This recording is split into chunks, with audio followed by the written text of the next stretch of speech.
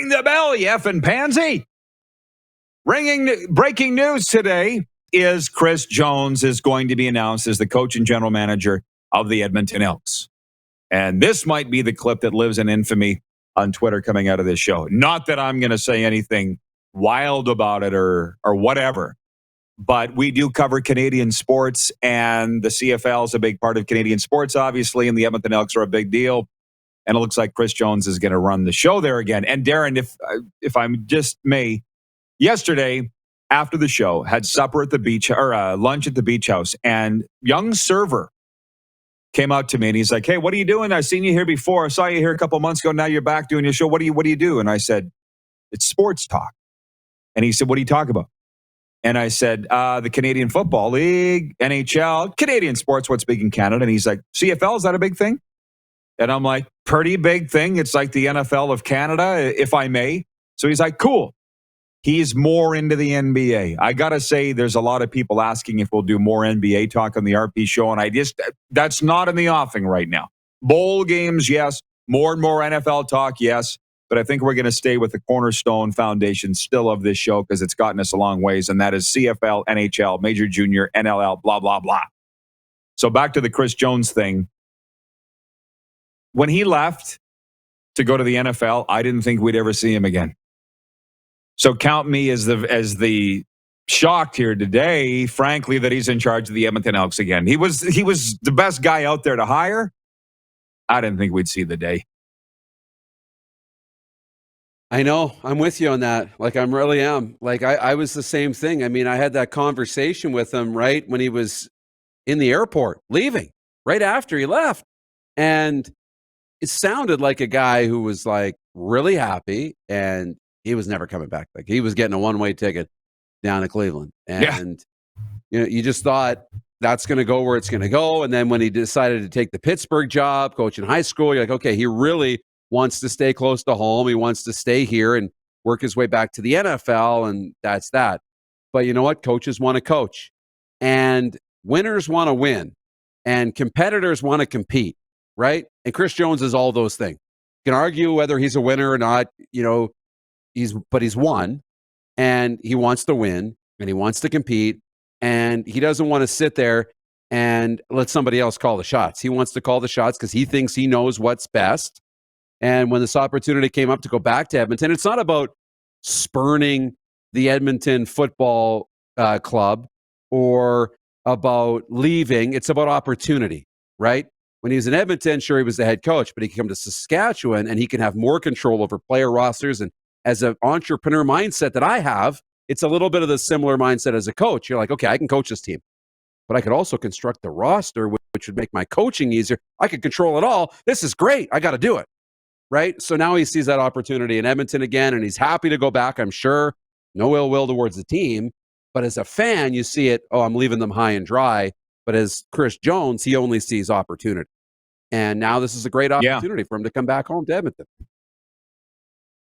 Hour 2, by the way, is brought to you by Great Western's Original 16 beer. Extra smooth, extra refreshing. Find Original 16 at a store near you.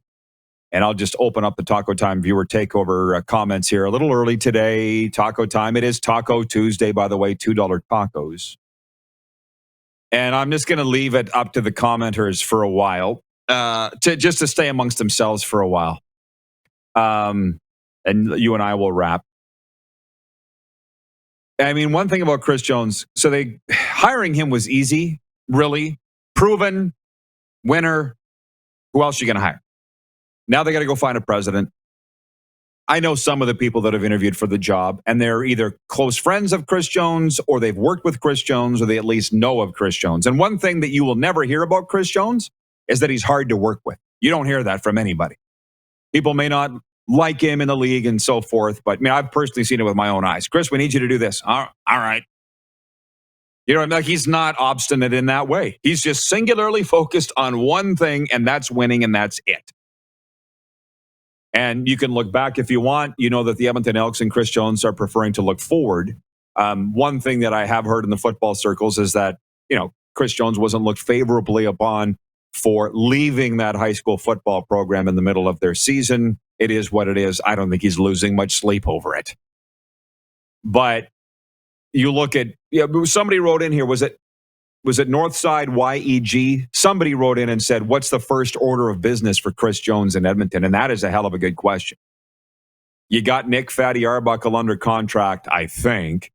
You're probably like every other team and got 50-plus free agents, so you're probably getting on the phone and calling your top guys and trying to convince them to re-sign. I would think, Darren. I don't know. I mean, we haven't even talked about Trevor Harris getting cut yesterday by Montreal, which initially I'm like, the week of Christmas, this league is heartless. And then people are writing me going, well, you don't know. Maybe Trevor Harris wanted out. Maybe he knew that Vernon Adams was their guy. So this gives him a head start at looking at other teams. And I'm like, yeah, maybe. But you couldn't wait till after Christmas, really? But whatever. It's the way the CFL does business that I've never really understood. But back to the Jones thing. They'll find a president that can get along with Chris Jones. And away they go, and they won't look back. I feel bad for Jamie Elizondo, the head coach there last year, because this is the word in the league, is that nobody would have been successful in that environment under that president and under that GM. Yeah. So people feel bad for Jamie Elizondo. But now for the Edmonton Elks organization, this is pretty good news day today, I would think. Darren, what do you think this hiring means for Chris Jones, and what do you think, or for Edmonton, and what do you think his first order of business is? Yeah, I think it's really good. Now, the fan base and the city has to get over him leaving, right? They have to move on from that and understand that it was chasing opportunities. We often leave home, do our thing, find a way back, or we make a new home or whatever. But people leave and do things for different reasons, and you have to look out of your own circle and understand, put yourself in somebody else's shoes to say, okay, why would you do this? And anyways, doesn't matter. He's here now, and we want to win. And I think he'll be able to turn that organization around.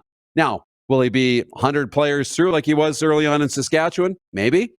But I think, there's two thoughts here. First order of business, Chris Jones is a defensive coach. So that's probably where his attention will be first, is that defense. But if I'm Chris Jones, the first order of business is figuring out your quarterback situation. Who's going to be the guy handling the football? It's Nick Arbuckle, great.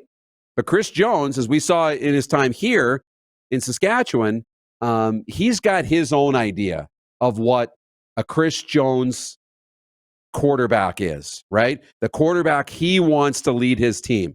So that's what he's got to do first. He's got to assess the available free agents. He's got to scout college. He's got to look at the guys he has, Taylor Cornelius, and, look at Nick Arbuckle. And he's got to find his quarterback first. That'll be the biggest key to the Elks' success. Yeah, and I'm seeing some interesting comments coming in from the viewers here. From Nelson Hackowich, our VP of Sim Events, says, is it wrong that the GM coach hiring came before filling the role of president? Jeff Cabillas in Winnipeg says, yeah, it seems backwards. Guys, we were on that weeks ago, and I said that. How do you do this? How do you hire the GM before the president? But I was told I was an idiot. So I guess you guys are idiots because I had my hand slapped because we don't know anything.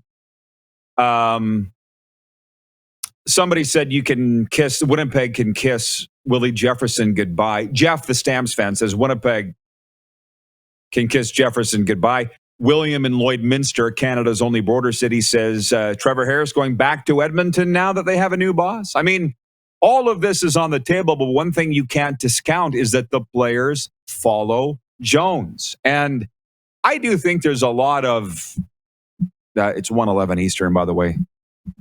The opportunity portal's opening, Darren. Are you listening? Are you listening? Let's go. As everybody is perked up, viewership has picked up as they want to talk about Chris Jones to the Edmonton Elks. I feel so blessed and fortunate to have worked 3 years with the guy and have seen him work close up. I see why people follow him. I could sit and tell you Chris Jones stories until the alligators come home. By the way, I see Oleg in Winnipeg says he's worried that I'm going to be eaten by an alligator. Don't worry, if it hasn't happened yet, it ain't happening. But the one thing with Chris Jones, I remember when he came to Saskatchewan, he had a trusted guy working in the office that they had a long history. And I said, how do I prove myself to Jones? What do I need to know about with Jones? Because they said, with Jones, you're either with him or you're against him. There's no gray area. You're either on his side or you're not on his side.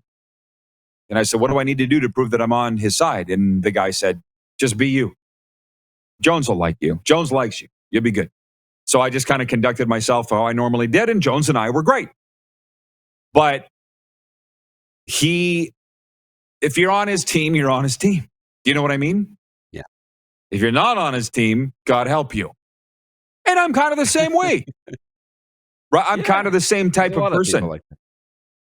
Right. But I think that those coaches are going to follow Jones to Edmonton now. Most of these coaches are on one-year contracts anyways. I just wonder what it means with the coaching salary cap. I feel like that's loosey-goosey.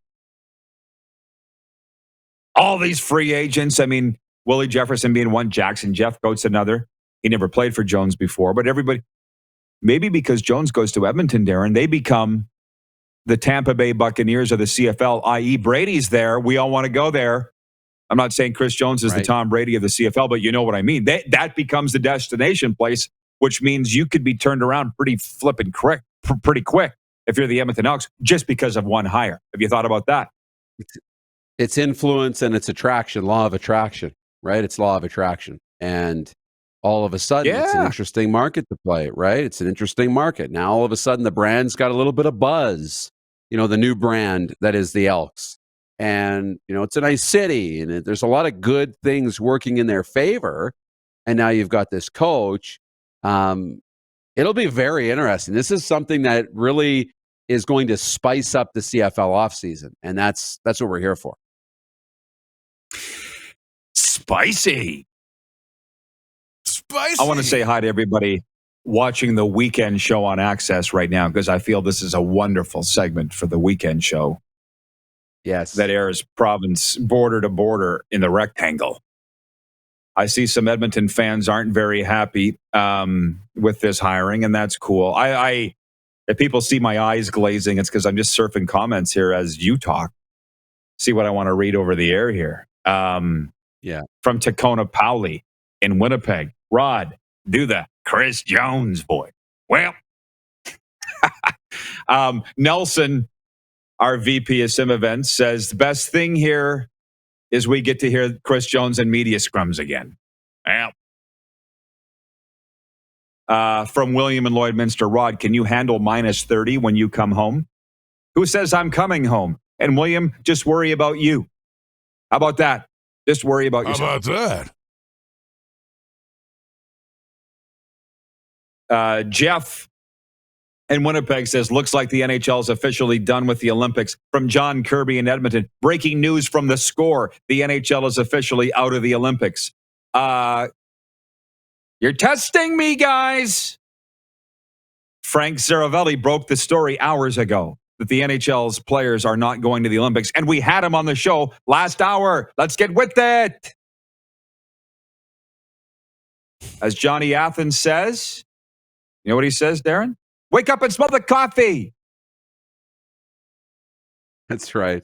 Randy, That's right. Randy Nickel. Johnny Athens in a while. Go look him up. He's probably lurking in a parking lot near you.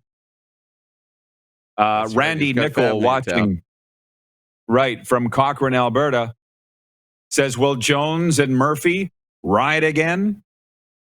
See, this is the storybook stuff that we all love about the CFL, and I wonder if the CFL loves it as much as we do. They don't want drama. They don't want gossip. They don't want intrigue.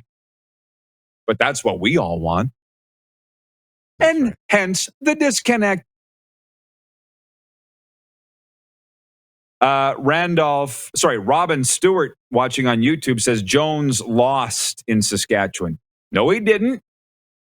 He was moderately successful. And he went to the progressively East better every single year, right? And it was what it was at the beginning. Sure, he didn't win a Grey Cup. I get that. So moderately successful sums it up. Didn't finish the job. From Oleg in Winnipeg says Oleg likes Angry Rod. I'm about as angry as you're going to see me today because it's my last day before Christmas. Bob's your uncle. I'm going to Bass Pro Shop this afternoon, and Bob's your uncle. How could you possibly be mad? Jeff Cabillas in Winnipeg says, breaking news, Jeff Cabillas is late to the party again. Hashtag late news. We just flogged him, eh? You need to be in for 2 hours. If you're not in for 2 hours, you're junk. Hey, everybody. Thanks for watching the RP Show on YouTube. And don't forget, we're live daily on YouTube from noon to 2 Eastern. If you like what you see, hit subscribe. And if you like the program, check around for other segments of the Rod Pedersen Show here on YouTube.